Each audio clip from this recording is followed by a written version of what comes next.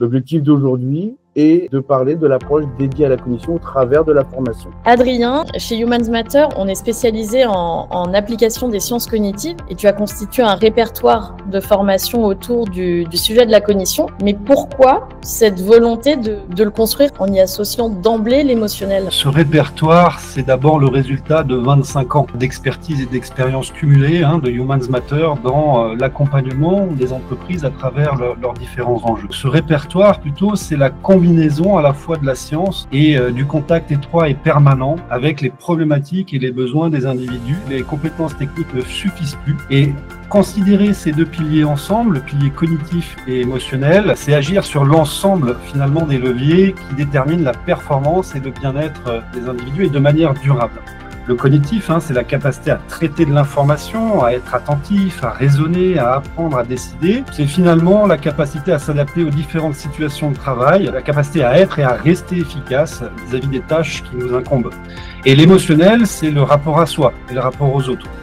En fait, c'est la capacité à s'autoréguler, la capacité à participer activement à la régulation du collectif. Ce répertoire a pour ambition d'agir sur la capacité des individus à appréhender et à comprendre leur environnement et sur leur capacité à agir et à réagir efficacement et sereinement face à ces environnements. Et ces deux piliers sont vraiment, et c'est la force du répertoire, c'est qu'ils sont vraiment généralisables à n'importe quelle situation de travail. Chez Humans Matter, on place les sciences cognitives au service de l'efficience des formations et on utilise une approche pédagogique en plusieurs étapes. D'abord, on va avoir un moment de sensibilisation qui va permettre d'ouvrir l'espace attentionnel de l'apprenant et donc une captation durable de son attention pour faciliter la mémorisation et laisser ce qu'on va appeler une empreinte remarquable. Ensuite, on va avoir une phase de transférabilité.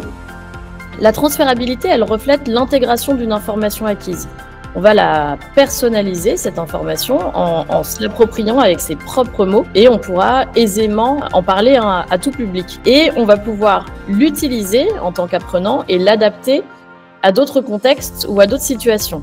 Là, c'est le principe même de la transposition qui permet la généralisation d'une connaissance. C'est la dernière phase, c'est la phase de projection et d'activation de la capacité d'agir. Donc, ce moment où on passe à l'action, maintenant que l'on maîtrise la connaissance acquise.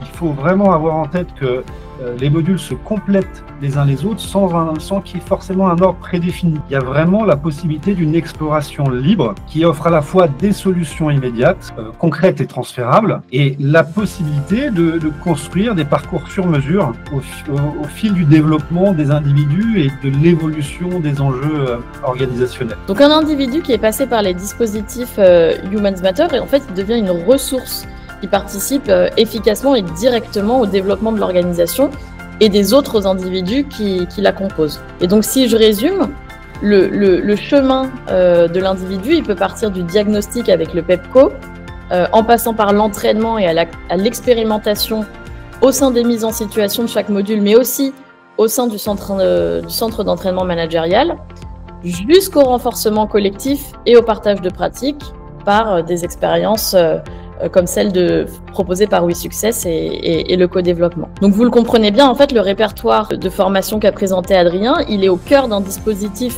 complet, fluide et connecté aux enjeux terrain des apprenants et des organisations. La première formation qu'on a mise en place, c'était bien-être au travail, lâcher prise et estime de soi, puisqu'en réalité, c'était un petit peu ce qui manquait aux salariés. Ils avaient ainsi des clés qui leur permettaient d'interagir dans des situations conflictuelles ou bien stressantes. Et je dois dire qu'on a eu de très très bons retours par rapport à ces formations. Les objectifs pour nous, c'était que les salariés comprennent leur fonctionnement intérieur, donc je dirais les émotions et tout ce qui était cognitif, pour pouvoir déployer leur performance tant au service du collectif que de façon individuelle. Optimiser sa mémoire, ça a toujours fait partie depuis 2011 et des formations du top 5 dans les soft skills, sur tout ce qui est efficacité professionnelle, développement personnel. Les collaborateurs, les salariés, ils se sentaient plus à l'aise dans leur environnement puisqu'ils le connaissaient mieux. La plupart nous ont dit qu'ils se sentaient plus efficaces, mieux dans leur basket et qu'ils reprenaient confiance en eux. C'est précisément notre ambition chez Humans Matter d'équiper les humains pour renforcer cette capacité d'agir, c'est-à-dire de leur donner des moyens pour comprendre, pour décider et pour passer à l'action en conscience dans ces environnements complexes et changeants. Et ils font ça en mobilisant à la fois leurs ressources cognitives, leurs ressources émotionnelles et relationnelles pour transformer durablement leurs pratiques et celles de l'organisation. Ne pas hésiter, je dirais, à se lancer parce que de toutes les façons, la formation, c'est quand même un pilier pour une entreprise de manière à pouvoir changer les comportements. Il y a beaucoup de soucis de réorganisation et il faut que les salariés puissent absorber toute cette charge mentale. Et c'est bien en ayant ces enjeux en tête que l'on conçoit nos modules et nos expériences. On ne forme pas seulement pour former, enfin, vous l'avez bien senti dans cet échange, on forme pour transformer.